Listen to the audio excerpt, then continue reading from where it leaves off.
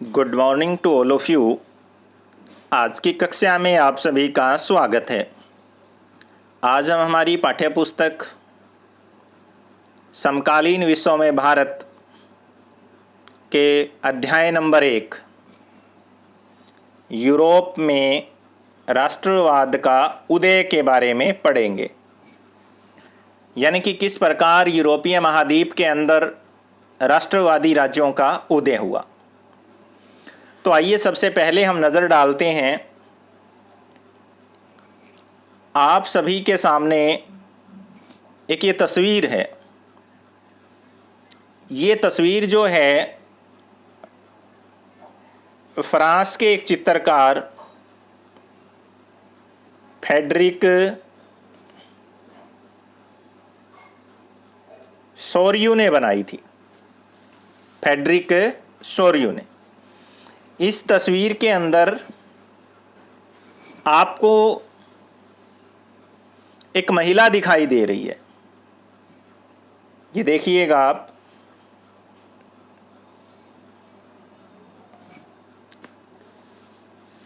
इस महिला के इर्द गिर्द लोग इकट्ठे हो रहे हैं और ये जो महिला है ये स्वतंत्रता की एक देवी हम मान सकते हैं इसको।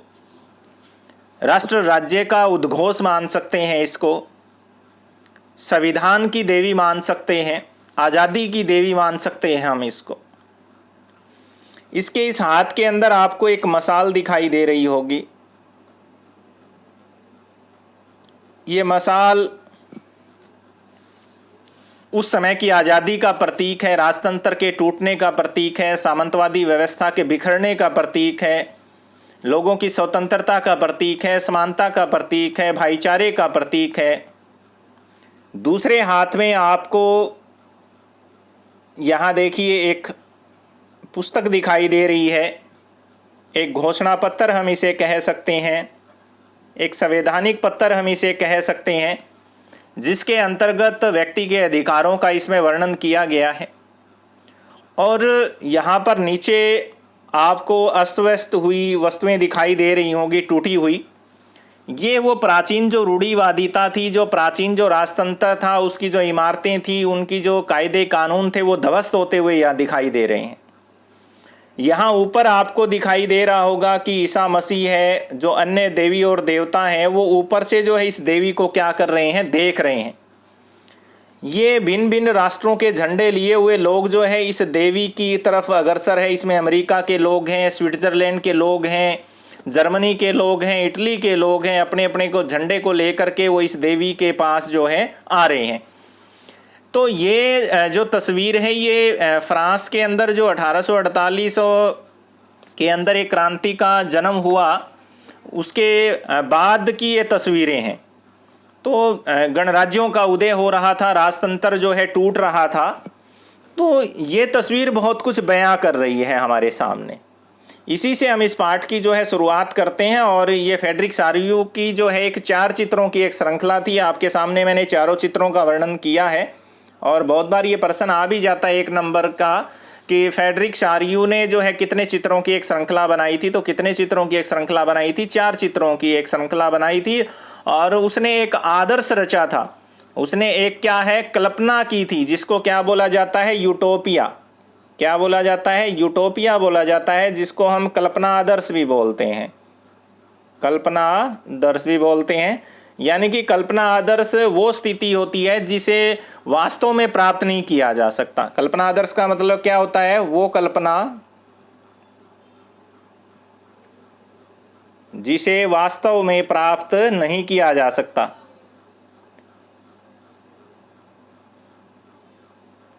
उसको कहते हैं हम कल्पना आदर्श। भिन्न भिन्न देशों के लोग जो है सोचते हैं कि इस प्रकार की जो है व्यवस्था होनी चाहिए। तो उस समय का कल्पना आदर्श था जिसे साकार करना बड़ा मुश्किल था। और निरंकुश जो संस्थान थे, ये जो बिखरे हुए स्वरूप मैंने आपको चित्र में दिखाए थे, ये उन राजाओं की निरंकुश सत्ता का टूटने का प्रतीक भी था। और वो स्त्री जो महिला जो आपको दिखाई दे रही थी ऊपर चित्र के अंदर, यूरोप और अमेरिका के लोग वहाँ आ रहे हैं। तो आप सभी को याद है, हमने 9वीं क्लास के अंदर एक पहला चैप्टर पढ़ा था हमारा फ्रांसीसी क्रांति का, और वहीं से ये सारे विचार जो हैं आए थे। तो ये स्वतंत्रता की मूर्ति हमने उसको माना, आज़ादी की मूर्ति हमने माना है। तो यहाँ संयुक्त राज्य अमेरिका, स्विट्जरलैंड के जो राष्ट्र हैं वो तब तक राष्ट्र राज्य बन चुके थे। क्योंकि 1776 के अंदर अमेरिका आज़ाद हो गया था। हमने जो है 9वीं कक्षा में ही इस चीज़ के बारे में पढ़ लिया था। अब हमारे पास यहाँ पर दो महत्वपूर्ण जो है शब्द आए हुए हैं। निरंकुशवाद बहुत बार प्रश्न के ये पूछा जाता है, निरंकुशवाद किसे कहते हैं? तो ऐसी सरकार या ऐसा राजा जिसकी शक्तियों के ऊपर कोई भी अंकुश ना हो, उसे निरंकुशवाद बोला जाता है। और कल्पना आदर्श के बारे में भी मैंने आपको बताया था कि ऐसे समाज की कल्पना करना, इतना आदर्श की कल्पना करना जिसे वास्तव में साकार करना क्या हो, बहुत मुश्किल हो। तो यहाँ जर्मनी के लोग भी मैंने आपको बताया, ये सारे राष्ट्र जो है अपना झंडा लिए हुए वहाँ गए थे। तो ये 1848 की जो उदारवादी उम्मीदों की अभिव्यक्ति थी, जिसने जर्मन भाषी रियासतों को एक प्रजातांत्रिक संविधान के अंतर्गत एक राष्ट्र राज्य गठित करने की चाह थी। जर्मन के बाद जो है ऑस्ट्रिया है, दो सिलसियों की राजशाही है, लंबार्डी, पोलैंड, इंग्लैंड, आयरलैंड, हंगरी, और रूस के लोग भी यहाँ पर आए। और ये भी मैंने आपको बताया था कि ऊपर से ईसा मसीह है, संत और फरिश्ते इस दृश्य के ऊपर अपनी नजरें जमाए हुए हैं। तो चित्रकार ने उनका इस्तेमाल दुनिया के राष्ट्रों के बीच भाईचारे के रूप में क्या है, प्रयोग किया था। और शारयू ने अपने चित्रों के अंदर जो अभिव्यक्ति की थी, मैंने अभी आपको बताया था कि ये काल्पनिक अभिव्यक्ति थी, लेकिन 19वीं सदी के दौरान ये जो राष्ट्रवाद एक ऐसी ताकत बनकर के उभरा जिसने यूरोप के राजनीतिक और मानसिक जो जगत है उसके अंदर भारी परिवर्तन ला करके दिए। और इन्हीं परिवर्तनों से अंततः यूरोप के अंदर क्या हुआ था, बहुराष्ट्रीय वंशीय साम्राज्यों के स्थान पर किसका उदय हुआ था, राष्ट्र राज्यों का उदय हुआ। और ये जो राष्ट्र राज्य जो उदय हुआ था, ये लंबे समय से एक ऐसे आधुनिक राज्य की गतिविधि और विचार विकसित हो रहे थे जिसमें स्पष्ट रूप से परिभाषित क्षेत्र पर क्या हो, प्रभुसत्ता एक केंद्रीय शक्ति की थी। लेकिन राष्ट्र राज्य में ने केवल उसके शासकों बल्कि उसके अधिकांश नागरिकों को भी एक साझा पहचान का भाव और एक साझा इतिहास और विरासत की क्या दी गई थी, भावना दी गई थी। और इस साझेपन की भावना अनंत काल से ही नहीं थी, यह संघर्षों, नेताओं और आम लोगों की सरगर्मियों से क्या हुई थी, नियमित हुई थी। ऐसे ही आसानी से जो है ये नहीं मिल पाई थी। और इसका जो विचार जो है ये बहुत बार प्रश्न आता है। अंसर्ट रेनन ने जो है राष्ट्र क्या है उसके बारे में अपना विचार दिया था, और इसके बारे में बहुत बार पूछा जाता है प्रश्न कि वो कौन से विश्वविद्यालय का छात्र था। तो यहाँ लिखा हुआ है सोबोन। बहुत बार 1 नंबर में ये प्रश्न पूछा जाता है, तो आप इसको ध्यानपूर्वक देखें भीगे कि जो है अंसर्ट रेनन जो है किस विश्वविद्यालय से पढ़ा था या किस विश्वविद्यालय का छात्र था, तो सोबोन का था। तो राष्ट्र जो है वो क्या होता है, किसी एक ही देश के अंदर रहने वाले समान भाषा, नस्ल और धर्म और क्षेत्र को मानने वाले लोगों के समूह से बनता है। राष्ट्र किससे बनता है, मैं यहाँ थोड़ा सा आपको बता देता हूँ। किसी एक निश्चित क्षेत्र में समान भाषा, नस्ल व धर्म से जुड़े लोगों के सहयोग से बनता है। लेकिन ये ज़रूरी नहीं, आज के टाइम में राष्ट्र की परिभाषाएं बदल गई है। इसके अंदर विभिन्न भाषा बोलने वाले, विभिन्न नस्लों के लोग भी आजकल इसमें क्या हो गए हैं, शामिल हो गए हैं। अगर आज के परिदृश्य में हम राष्ट्र की परिभाषा देखें तो किसी भी एक देश के अंदर रहने वाले विभिन्न जाति, विभिन्न धर्मों, विभिन्न नस्लों के लोग जब एक ही झंडे के नीचे अपने आप को क्या कर देते हैं, एकजुट कर लेते हैं, अपने हितों को छोड़ करके एक देश के हित के बारे में क्या करते हैं, प्रयत्न करते हैं, तो उसे हम क्या कहते हैं, राष्ट्रवाद कहते हैं। उसके बाद में यहाँ एक नया शब्द आया है हमारे पास, जनमत संग्रह। ये भी बहुत बार प्रश्न पूछा जाता है। तो प्रत्यक्ष मतदान के जरिए किसी एक क्षेत्र के सभी लोगों से एक प्रस्ताव को क्या करना, स्वीकार या अस्वीकार करने के लिए पूछा जाने वाली व्यवस्था को क्या कहा जाता है, जनमत संग्रह कहा जाता है। इंपॉर्टेंट प्रश्न है, ये बहुत बार पूछा जाता है। अब हमारा जो नेक्स्ट पॉइंट आ रहा है वो है फ्रांसीसी क्रांति और राष्ट्र का विचार। तो 9th क्लास में हमने पढ़ा था कि फ्रांस के अंदर 1789 के अंदर एक जो है क्रांति हुई थी, जिसने क्या किया था, निरंकुश राजा, किसको उखाड़ फेंका था, निरंकुश राजा। और वो कौन था, लुई 16वां।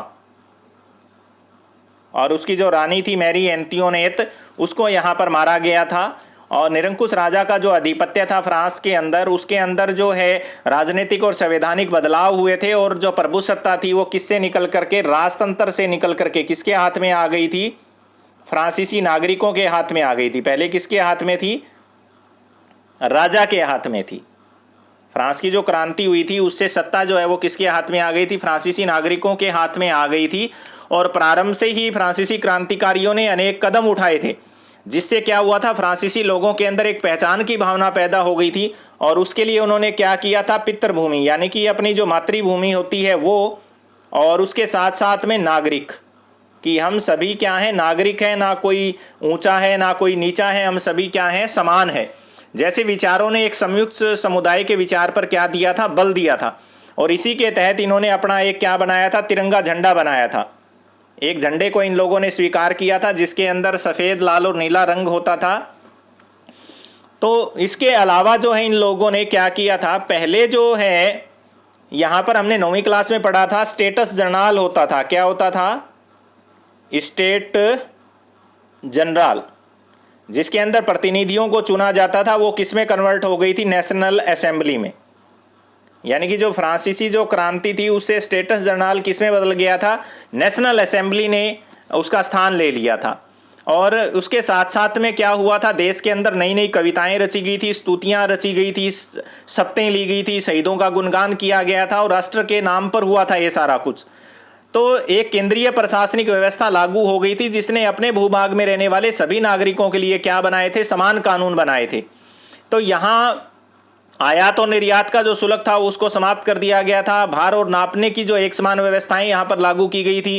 क्षेत्रीय बोलियों को हतोत्साहित किया गया था, और पेरिस के अंदर फ्रेंच जैसी बोली और लिखी जाने वाली जो भाषा है वही राष्ट्र की एक क्या बन गई थी? साझी भाषा बन गई थी। कई बार यह प्रश्न पूछ लिया जाता है कि फ्रांसीसी क्रांति के जो है परिणाम क्या निकले, फ्रांसीसी जो क्रांति है उसके क्या क्या परिणाम निकले थे। तो हम यह बता सकते हैं कि सबसे पहला जो परिणाम है वो क्या निकला था? एक राष्ट्र भाषा बन गई थी। क्या बन गई थी? एक राष्ट्र भाषा। किसको बनाया गया था? फ्रेंच को। दूसरा क्या हुआ था? शहीदों का क्या हुआ था? गुणगान हुआ। तीसरा क्या था? सामंतवादी व्यवस्था को समाप्त किया गया। चौथा क्या हुआ था? राष्ट्रीय झंडे का निर्माण हुआ। पांचवा क्या था? राष्ट्रगान को स्वीकार किया गया।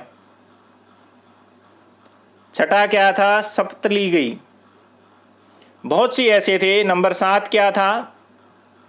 जो नई कार्य प्रणाली थी, शक्तियों का क्या किया गया? विकेंद्रीकरण किया गया। शक्तियों का क्या किया गया था? विकेंद्रीकरण किया गया था। तो बहुत कुछ बदलाव आए थे। एक नापतोल की प्रणाली थी, एक नापतोल प्रणाली। मताधिकार, वयस्क मताधिकार दिया गया। ये सारे के सारे जो परिवर्तन है ये फ्रांसीसी क्रांति के बाद जो है फ्रांस के अंदर जो है क्या हुए थे? आए थे। तो क्रांतिकारियों ने ये घोषणा की थी, राष्ट्र का यह भाग्य और लक्ष्य है कि वह यूरोप के लोगों को अब क्या करवाए कि फ्रांस के अंदर जो है गणतंत्र की स्थापना हो गई है, तब उनका ये फर्ज बनता है कि उसके आसपास के जो राष्ट्र है वहां पर भी वो निरंकुश शासकों से उन राष्ट्रों को क्या करवाए? मुक्त करवाए। और दूसरे शब्दों में जो फ्रांस है यूरोप के अन्य लोगों को राष्ट्र में गठित होने में क्या करेगा? मदद करेगा। और जब फ्रांस की घटनाएं यूरोप के अन्य शहरों में पहुंची तो वहां के छात्र थे और शिक्षित जो मध्यम वर्ग था उसके सदस्य भी जो है किसकी स्थापना करने लगे? हमने पढ़ा था वहां पर जैकोबिन क्लब बने थे। फ्रांसीसी क्रांति के अंदर हमने 9वीं क्लास में पढ़ा था जैकोबिन क्लब। इसके अंदर आने वाले व्यक्तियों को क्या बोला जाता था? सो कुलांत कहा जाता था, यानी कि बिना घुटनों वाले, बिना घुटनों वाले कहा जाता था। ये लोग जो है घुटनों से नीचे तक की क्या पहनते थे? पोशाक पहनते थे, उनके घुटने दिखाई नहीं देते थे। तो जैकोबिन क्लब के सदस्य अलग अलग क्षेत्रों के अंदर बनने लगे थे। उनकी जो गतिविधियां और अभियानों ने उन फ्रेंच सेनाओं के लिए भी रास्ता तैयार किया जो 1790 के दशक में हॉलैंड, बेल्जियम, स्विट्जरलैंड और इटली जैसे बड़े इलाकों में घुसी। तो क्रांतिकारी युद्धों से शुरू होने के साथ ही फ्रांसीसी सेनाएं राष्ट्रवाद के विचारों को विदेशों में भी क्या हो गई थी? ले जाने लगी थी। और उसके बाद में हमने पढ़ा भी था कि 9वीं कक्षा में कि 1804 के अंदर नेपोलियन के नियंत्रण के अंदर जो फ्रांस का क्षेत्र आया वो बहुत विशाल था, और वहां से उसने अनेक ऐसे सुधारों की शुरुआत की जिन्हें फ्रांस में पहले से ही आरंभ किया जा चुका था। और फ्रांस के अंदर जो है वापस गणतंत्र की जगह, जो संवैधानिक जो राजतंत्र था, जो गणतंत्र वहां पर बना था, उसकी जगह नेपोलियन वापस क्या लेकर के आया? राजतंत्र लेकर के आया, और उसने प्रजातंत्र को बिल्कुल क्या कर दिया? वहां पर नष्ट कर दिया। मगर उसने जो है अपने जो क्षेत्र आए थे, प्रशासनिक क्षेत्र आए थे, उसके अंदर क्रांतिकारी सिद्धांतों का समावेश किया, और ताकि पूरी व्यवस्था अधिक तर्कसंगत और क्या बन सके? कुशल बन सके। उसके लिए नेपोलियन ने एक विधि संहिता जारी की थी 1804 के अंदर, जिसको किसके नाम से जाना जाता है? नेपोलियन संहिता। नेपोलियन संहिता, बहुत बार ये प्रश्न पूछा भी जाता है, नेपोलियन संहिता के बारे में आप क्या जानते हैं? तो हम उनको बताते हैं वहां पर कि नेपोलियन ने जो है चांसलर बनने के बाद, फ्रांस का शासक बनने के बाद, अपने कानूनों का एक संग्रह जो है नेशनल असेंबली से पारित करवाया था। उस कानूनी संग्रह को या उस कानूनी पुस्तक को क्या बोला गया था? नेपोलियन संहिता बोला गया था। और नेपोलियन संहिता के दौरान जो है बहुत से सुधार किए गए थे। तो प्रश्न आ जाता है कई बार कि नेपोलियन ने कौन कौन से सुधार किए, तो मैं यहाँ कुछ सुधार लिख रहा हूं। नंबर 1, पहला तो क्या था? जन्म आधारित विशेषाधिकारों की समाप्ति, कि जन्म के आधार पर किसी को भी क्या नहीं मिलेगा? विशेषाधिकार नहीं मिलेगा। जैसे कि आपने देखा होगा कि फ्रांस के अंदर शुरुआती दौर में पहले जो 2 वर्ग है उनको कर देने से छूट थी, प्रथम और द्वितीय जो स्टेटस थे, जिसमें पादरी और कुलीन वर्ग आते थे। दूसरी इसने क्या किया? कानून के समक्ष सभी बराबर, कानून के समक्ष समानता, कोई भी व्यक्ति अमीर कोई भी गरीब नहीं है, सभी कानून के लिए क्या है? बराबर है। तीसरा था यहां पर संपत्ति की सुरक्षा की, जिस भी व्यक्ति की संपत्ति है उसकी सुरक्षा कौन करेगा? राष्ट्र करेगा।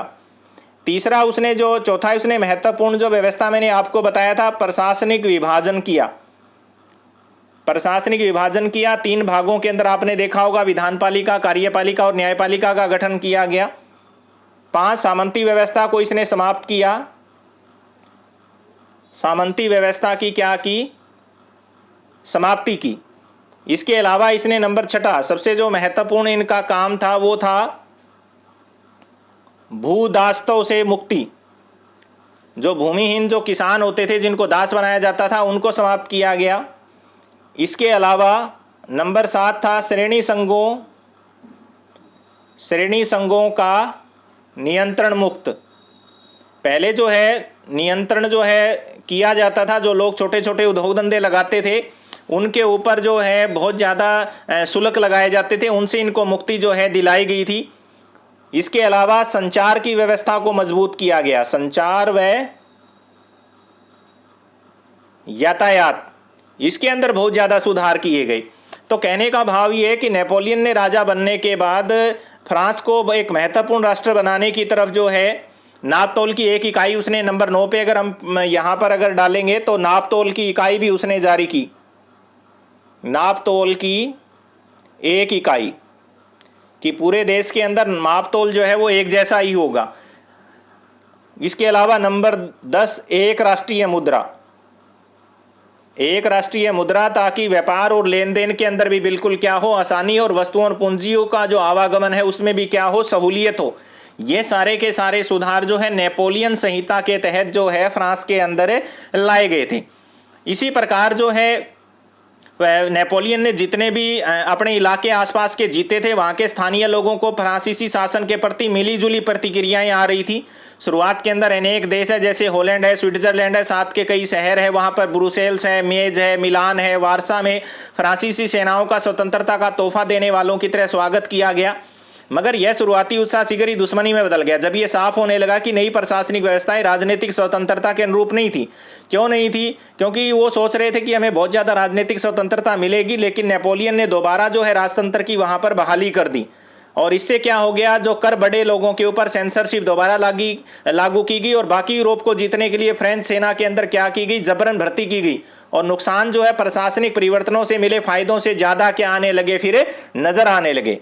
तो लोगों को लगा कि ये बहुत ज़्यादा क्या हो रहा है? नुकसान हो रहा है। उसके बाद में नेक्स्ट हमारा जो पॉइंट आता है वो आता है यूरोप में राष्ट्रवाद का निर्माण, और इसके बारे में हम हमारी आगे की कक्षा में अध्ययन करेंगे। Thank you.